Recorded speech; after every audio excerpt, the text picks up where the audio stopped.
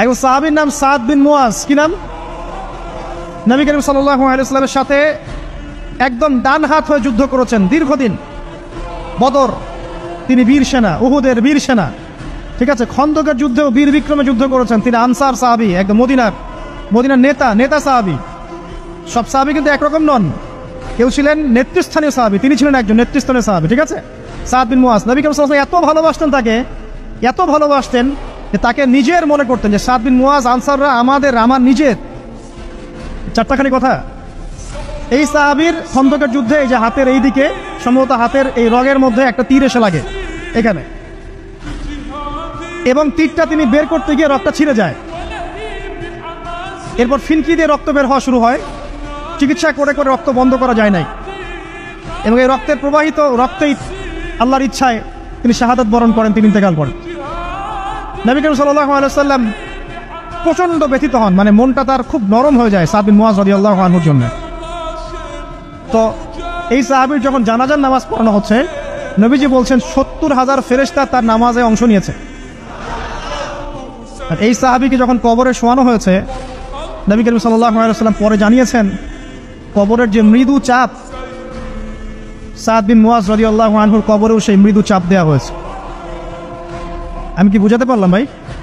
আমাদের কোনো দাম আছে এখনকার পলিটিশিয়ানদের কোনো দাম আছে?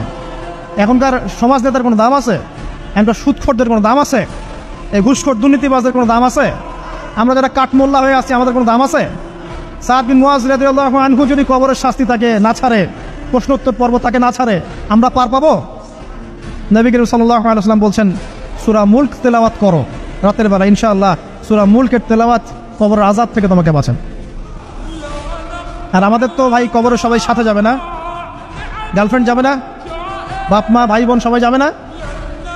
একজন ব্যক্তি সুদ খাচ্ছে, জিজ্ঞাসা করে দেখেন কেন খায়, বলবে তার সন্তানের জন্য খায়, তার বউয়ের জন্য খায়, তার মা বাবাকে দেখতে হবে তাই খায়, তাই না? একজন ব্যক্তি ঘুষ খায়, বলবে আমার পরিবারের জন্য খাই। একজন দুর্নীতি করছে, পুকুর চুরি করছে, বলবে দুর্নীতি করছে আমার পরিবারের জন্য খাই, পরিবার ভালো থাকবে। সবার একই এক্সকিউজ, যে পরিবার যেন ভালো থাকে, আমার সন্তানরা যেন ভালো থাকে, আগামী প্রজন্মের জন্য কিছু রেখে যেতে পারি, তাই না? এরকম একটা মানুষও কি আপনার সাথে কবরে যাবে? আর এই বোকা মানুষ কেন বোঝে না যে আপনার কবরে আপনাকেই যেতে হবে? তাহলে আপনি কি কারণে, অন্যের কারণে নিজের পরকাল নষ্ট করছেন? অন্যের সুখের জন্য আপনি আপনার পরকাল নষ্ট করছেন। সুদ খাচ্ছেন, দিব্যি মায়ের সাথে জেনা করছেন। আপনাদের এলাকায় নাকি সুদের সমস্যা অনেক বেশি। কয়েকটা হাদিস বলে দেই, আমি ওদেরকে আক্রমণ করতে আসি না, আমি শুধু তাদেরকে 3টা হাদিস শোনাতে এসেছি। 1 নম্বর হাদিস শোনেন। আল্লাহর নবী মুহাম্মদ সাল্লাল্লাহু আলাইহি ওয়াসাল্লাম বলেছেন সুদের পাপের 73টা শাখা আছে। কয়টা? কোন হাদিসে 70টাও আছে, কোন হাদিসে 73টা আছে। বলছেন যে সবচেয়ে নিচের শাখাটা হচ্ছে, সুদের পাপের সবচেয়ে নিচের শাখা হচ্ছে যে যেন কোনো ব্যক্তি তার মাকে রেপ করলো, তার মাকে ধর্ষণ করলো। 1 দিরহাম যে ব্যক্তি সুদ খায়, সহিহ বুখারীতে আরেকটা হাদিস এসেছে, সে যেন 36টা মেয়েকে ধর্ষণ করলো।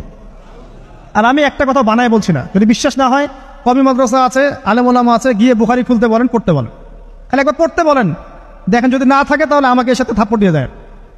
যদি না থাকে হাদিস এটা, তাহলে আমার গালে একটা থাপ্পড় দিয়ে যায়। আর যদি থাকে তাহলে আল্লাহর রাস্তায় সুদ খাওয়া ছেড়ে দেন। কোনটা করবেন? চ্যালেঞ্জ করবেন?